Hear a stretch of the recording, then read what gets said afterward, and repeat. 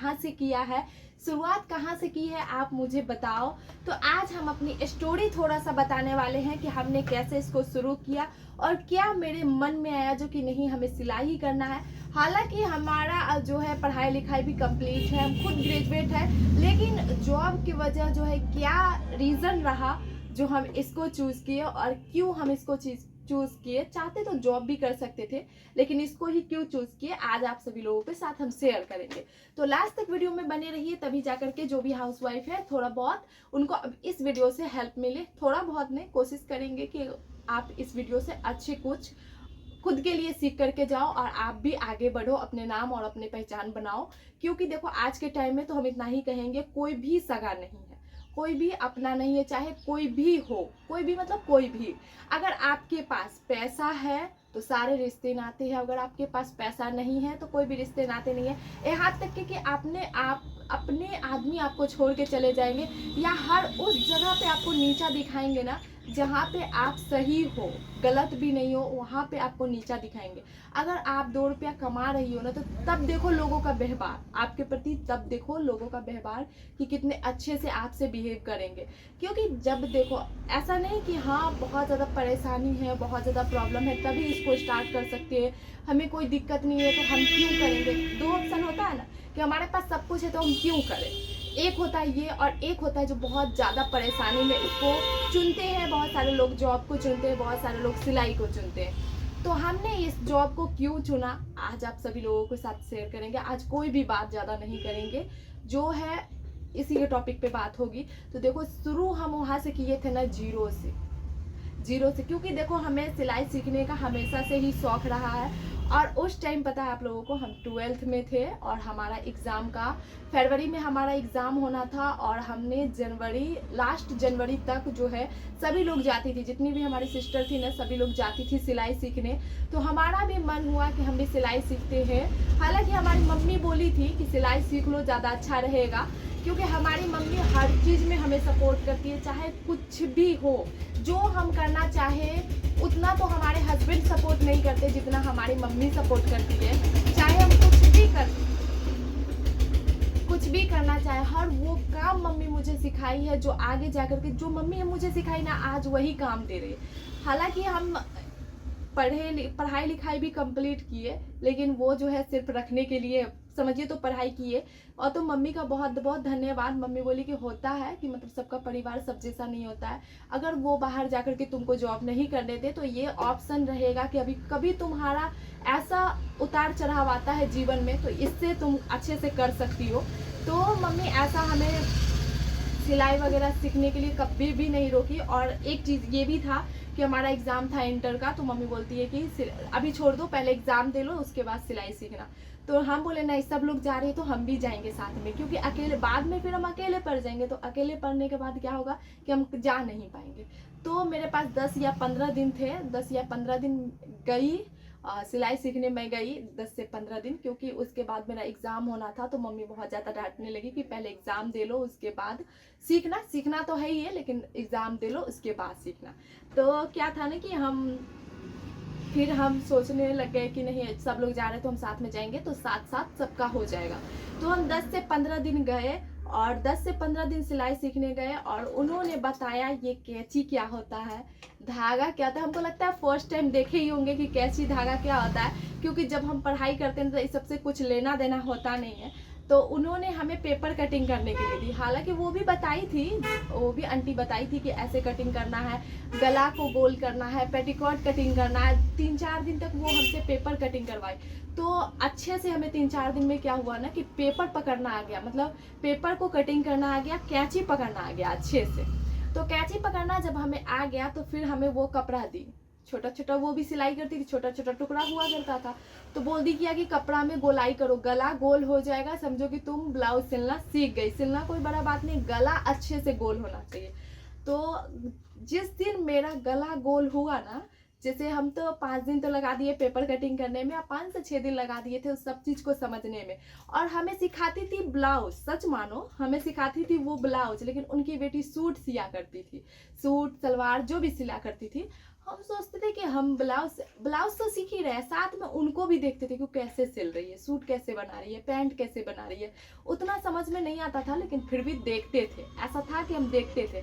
जब देखते थे ना तो ऐसा होता था कि नहीं वो सिल रही है, हमें भी इतना अच्छा से फिनिशिंग से सीना है। लेकिन क्या करते, नए थे, ब्लाउज काटने के लिए कपड़ा दी, उसके बाद कल होकर के बोली कि तुम मम्मी के लिए एक नाप लेकर के आना, एक कपड़ा खरीदवा के लेकर के आना ब्लाउज का पीस, फिर हम उसका कटिंग करना बताएंगे और सिलवाएंगे।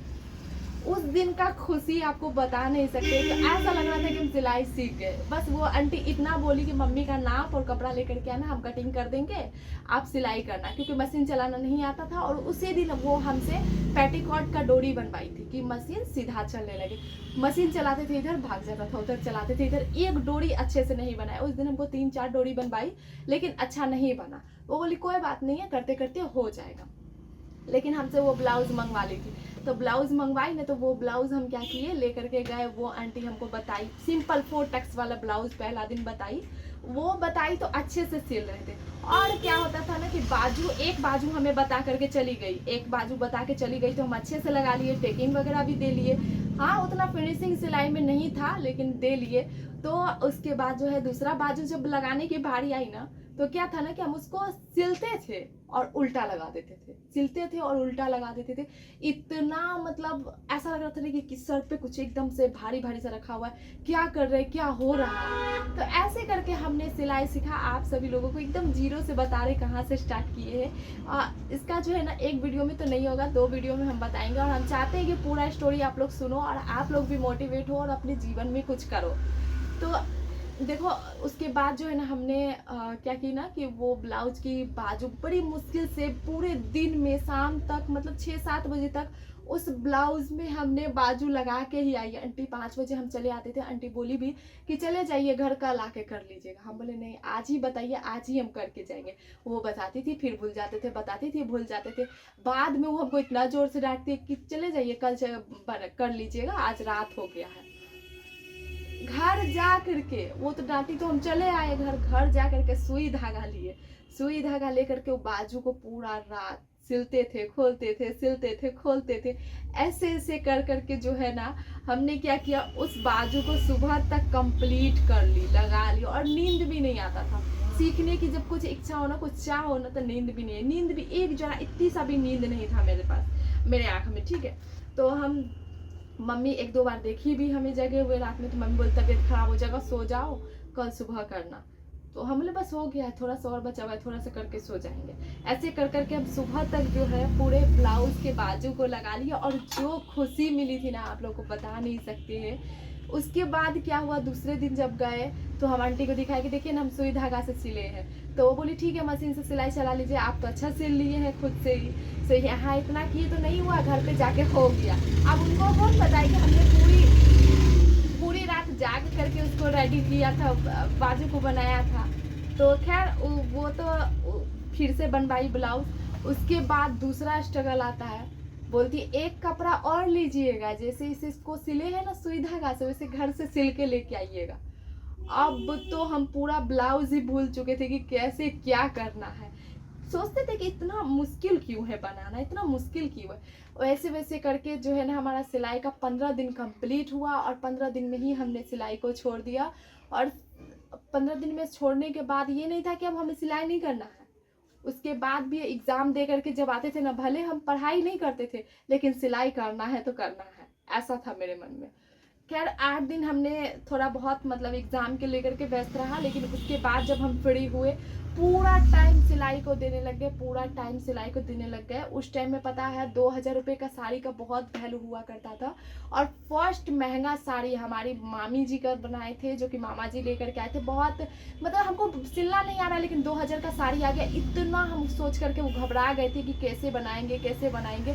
लेकिन उसको बनाने के बाद, उससे पहले हमारी मम्मी हमें मशीन खरीद दी थी। और उससे भी पहले जब मम्मी नहीं दिलाई थी मशीन, तब हम चाची की बेटी सब थी, उनका मशीन था, उस पर जा कर के सिलते थे।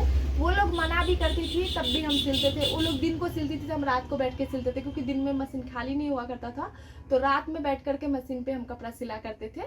तो ऐसे ऐसे करके जो है हम पूरे प्रैक्टिस किया। और सबसे ज़्यादा खराब ब्लाउज ना हमारी नानी पहनी है। जितना भी टेढ़ा आरू पोरू कुछ भी बन जाए नानी पहन लेती थी, बोलती थी कि घरे में तो रहना है, तुम सिलो ना, अच्छा हाथ फ्रेश होगा। ऐसे कर करके हमारी मम्मी और नानी बहुत बहुत बेकार बेकार ब्लाउज पहनी है, बहुत बेकार। और एक चीज लास्ट में आपको बताए, डबल कटोरी वाला ब्लाउज हमारी मम्मी पहनती थी पहले, बहुत पहले। हमको सिलना नहीं आता था, हम तो 4 टक्स वाले सिले थे, हमको तो सिलना ही नहीं आता था। इतना मम्मी पे गुस्सा करते थे ना, क्यों पहनती है ये सब ब्लाउज, देखने में थोड़े अच्छा लगता है, गंदा लगता है देखने में, मत पहनो। 4 टक्स वाले बहुत अच्छा लगते हैं, सिंगल टक्स वाले बहुत अच्छा लगते हैं ब्लाउज, वो पहना करो, वो अच्छा लगता है। ऐसे ऐसे करके हमने मम्मी को वो ब्लाउज पहनाना बंद कर दी। और आप सभी लोगों को बता दें, आज दुकान खोले ना, सबसे ज्यादा डबल कटोरी वाला ब्लाउज ही सिलते हैं।